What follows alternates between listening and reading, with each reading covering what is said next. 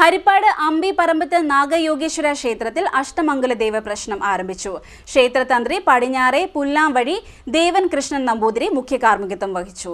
ഹരിപ്പാട് അമ്പിപ്പറമ്പത്ത് നാഗയോഗീശ്വര ക്ഷേത്രത്തിൽ അഷ്ടമംഗല ദേവപ്രശ്നം ആരംഭിച്ചു. ക്ഷേത്രതന്ത്രി പടിഞ്ഞാറെ പുല്ലാംവഴി ദേവൻ കൃഷ്ണൻ നമ്പൂതിരിയുടെ മുഖ്യ കാർമ്മികത്വത്തിലാണ് ദേവപ്രശ്ന ചടങ്ങ് നടക്കുന്നത്. ജ്യോതിഷികളായ താമരശ്ശേരി വിനോദ് പണിക്കർ, വടക്കാഞ്ചേരി ദിനേശ് പണിക്കർ, ശശികുമാർ കണ്ണന്താനം എന്നിവരുടെ മേൽനോട്ടത്തിലാണ് പ്രശ്നചിന്തനം നടക്കുന്നത്.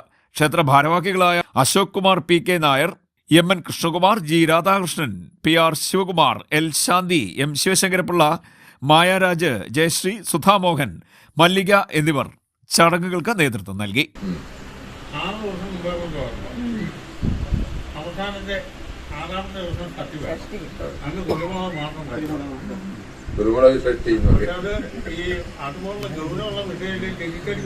അതെ അതെ അതെ ആവശ്യമില്ലാതെ ആരും പരീക്ഷിക്കണ്ട. വേണ്ട വേണ്ട വേണ്ട വേണ്ട ഇത് പ്ലെയിൻ ആയിട്ട് ഇത് സ്വാർത്ഥതയ്ക്ക് വേണ്ടി പതിനെട്ടാമത്തെ സട്ടി എന്ന ഗതി കഴിഞ്ഞ് അമ്പലത്തിന്റെ പുള്ളി കിടപ്പുണ്ട്.